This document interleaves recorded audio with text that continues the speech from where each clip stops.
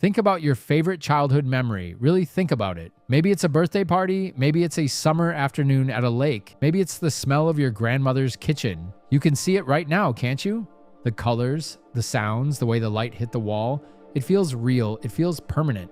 Like a photograph locked away in a vault inside your head, perfectly preserved, waiting for you to open it whenever you want. I need to tell you something that might make you feel a little sick. That memory is a forgery. It is not the original event. It is not a recording. It is not a photograph. It is a reconstruction that your brain has built from scratch.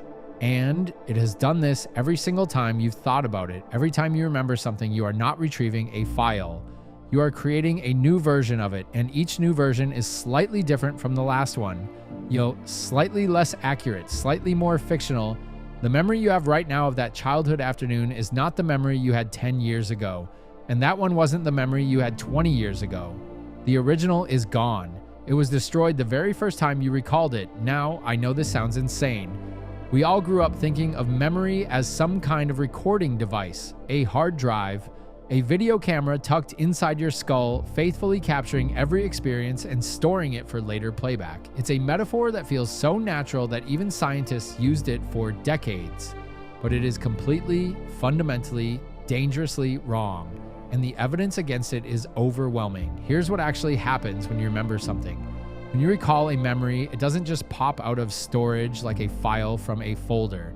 Instead, the memory becomes unstable, chemically unstable, biologically unstable. It becomes, in the words of neuroscientists, labile, which means fragile, changeable, open to being rewritten. Think of it like this. A memory is not a stone tablet. It's more like a block of wet clay, and every time you take it out to look at it, you leave fingerprints, you reshape it, you smooth some parts and carve new details into others. And then you put it back, but it's not the same shape it was before. It can never be the same shape again. This process has a name in neuroscience. It's called memory reconsolidation, and understanding it will change how you think about your entire life.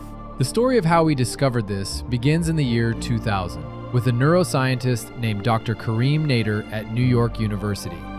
Nader was studying fear memories in rats. He had trained rats to associate a specific tone with a mild electric shock. Every time the tone played, the rats froze in fear. Standard stuff. But then Nader did something that changed everything. Before playing the tone again, he injected a drug called anisomycin into the rats' brains. This drug blocks protein synthesis, which is essential for forming new memories. Now here's the key. If memory were truly a stored file, playing the tone should just retrieve the existing fear memory. The drug shouldn't matter, because the memory was already formed. But that's not what happened. After the injection, the rats heard the tone, and they didn't freeze. The fear memory was gone, completely wiped out, not suppressed, not hidden, erased.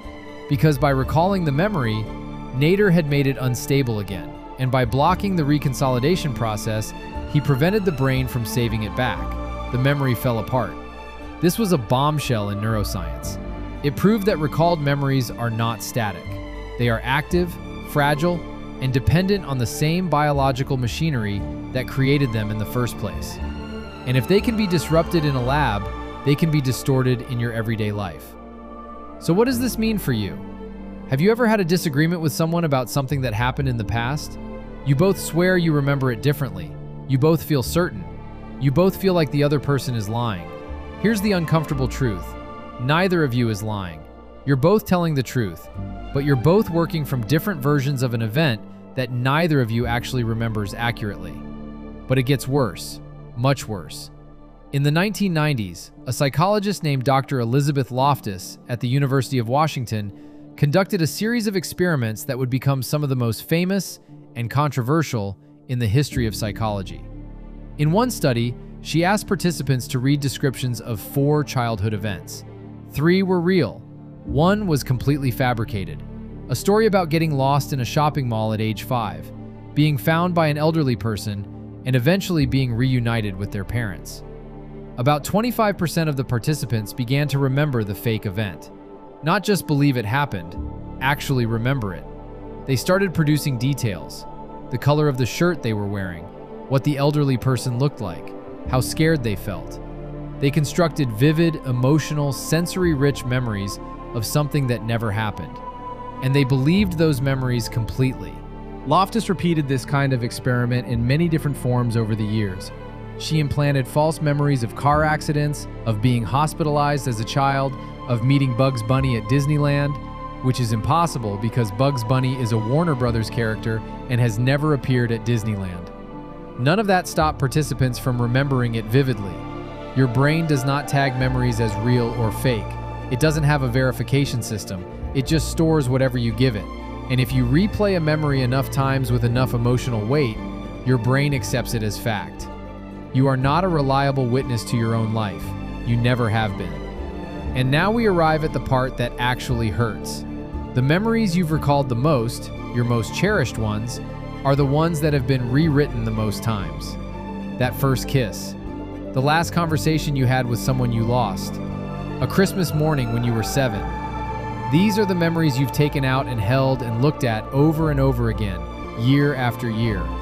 Which means they are the most distorted, the most fiction, the furthest from what actually happened. The memories you love the most are the ones you should trust the least.